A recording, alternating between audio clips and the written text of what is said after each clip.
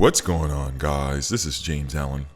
I am recording this on Monday, September 22nd, 2025.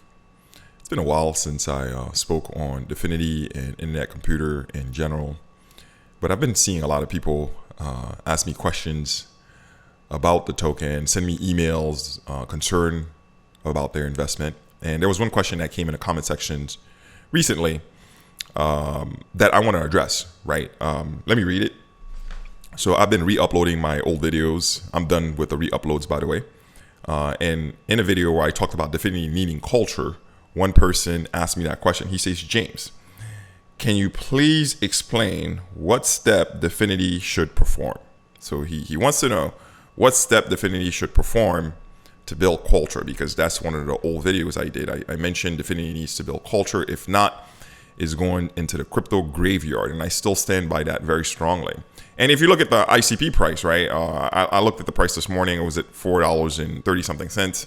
The price proves that, I'm correct. I've been calling this since ICP was at $12, right? Since ICP was around $12, I've been saying this is going the wrong direction. That was like when I first quit. I don't know if you remember. I quit the first time. And it was around $12 when I quit. That football player, that former NFL player, hit me up. Shout out to you, by the way, and convinced me to go back in the game. I went back in the game, but then you guys kind of like ran me out because you guys were throwing insults at me left and right. And now we're at $4. We're at $4.30. And, this viewer wants to know, how can DFinity build culture? So let me first backstep before I answer this question, right? Let me first take a step back and say what DFinity cannot do, because I know how corporate thinks, right? I know how corporate view things. What DFinity cannot do is purchase culture, right? You cannot hire a suit and tie, right? You cannot just hire a suit and tie and say, okay, go build me culture, which is what they will try to do when things really get bad, because it will. I'm expecting a scandal. I'm expecting a scandal of some sort to break out of DFinity. Things haven't gotten bad yet. But when they do, the move I expect them to do is to go hire someone to be the culture manager or the community manager. That's what you cannot do. Culture is a very alive, organic thing. Your cultural leaders emerge. You don't hire them, They emerge because it's a spontaneous process. Like a community is an organic thing, right? And that's what we are, right? We're a community. A community is an organic thing. And the people that are your cultural leaders naturally emerge. But DFinity, because they're obsessed about control. That's the corporate world, right? These people are obsessed about control. They're going to try to hire someone to save the culture, right? I know they're watching this video. So at some point, they're going to admit, okay, we need culture. But what is their move? Oh, let's go hire some guy in a suit and tie to build culture. That's what you cannot do, So let me save you some time right there, DFinity. Now, let's go to the question, what should they do? Well, I'll use my situation with Cityscape to answer that question. I did a video yesterday. I released a video yesterday talking about the fact that I did a mission recently. This Saturday, I did a mission at an abandoned rail yard. And while I was doing that mission with a friend of mine, a group of young explorers approached us and asked us to join them for a joint mission. And anyone who's familiar with the whole scout world, urban explorer world, that's something that's very common, right? Because this stuff is dangerous. This stuff is exciting. Whenever you meet a fellow explorer, there's immediate respect. That's the culture, right? There's immediate respect. So you guys want to do it together. So sure enough, I went and joined these young explorers. Things kind of went south because we were trying to open a building. Things went south and we kind of had to jet. But we hung out for a long time, right? We hung out for at least 4 hours afterwards.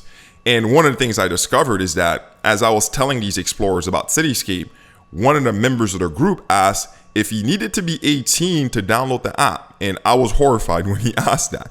And when I asked him his age, he didn't tell me his age. He just said he was in high school. So I've noticed this pattern before because I've been doing missions for a long time now, that a lot of the urban explorers I'm running across, they're very young. They're very young. 18, 17, 19, 20, 16. Like I said, the oldest I know is 24. So me, I'm in my 30s. Having realized that there is a gap, there's a generational gap between me and a lot of my user base, I've realized like, okay, I should let somebody else lead the marketing, the cultural movement, because that's what marketing is, right? Marketing is not like, I hate the corporate word marketing. It's culture, right? I should let someone else lead the culture. And sure enough, I've been talking to this kid. He's 18 and very experienced urban explorer, scout. And we've been talking about making content together, and he's down to put together a street team.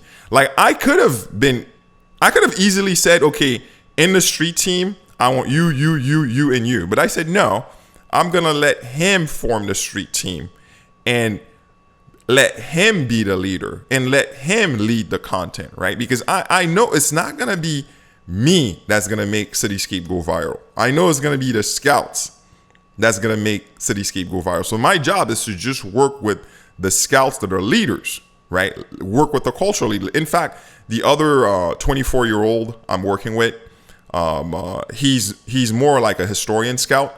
I'm working with him too because he wants to make his own scout content, right? So my job is to just empower scouts and let them make Cityscape go viral. It's not my job to make Cityscape go viral. Well, the same applies to DFinity.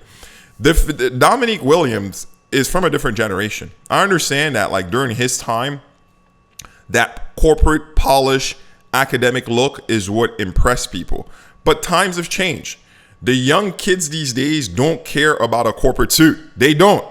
They don't give a shit about academics. They don't care about like technical brilliance. In fact, DFinity is just cold technology, cold lifeless technology. That's how I see DFinity. Like the whole internet computer protocol is just cold, lifeless technology. There's no life in it because its life is culture. It needs cultural injection.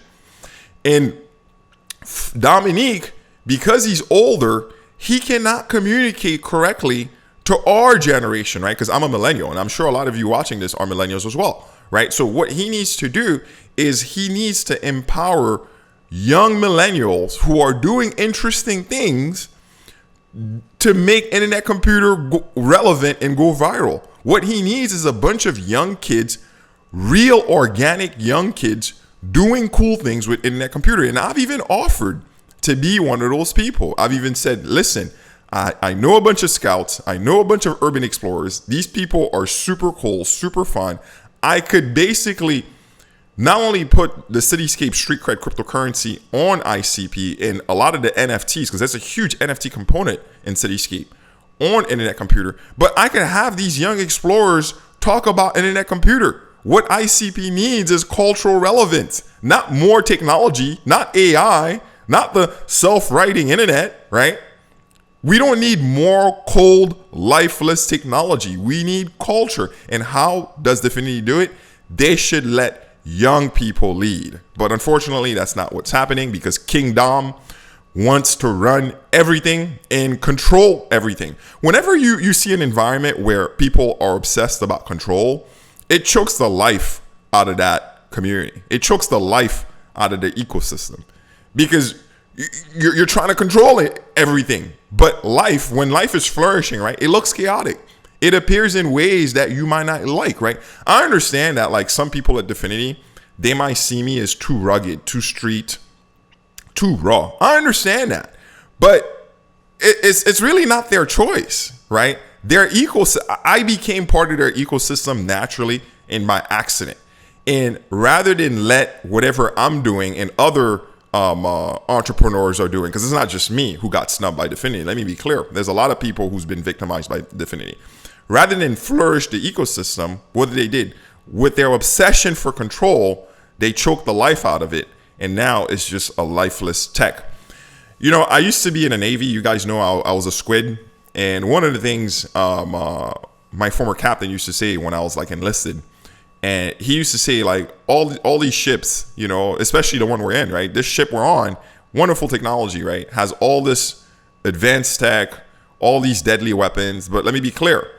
Without us, without you, the people of the ship, the crew, right?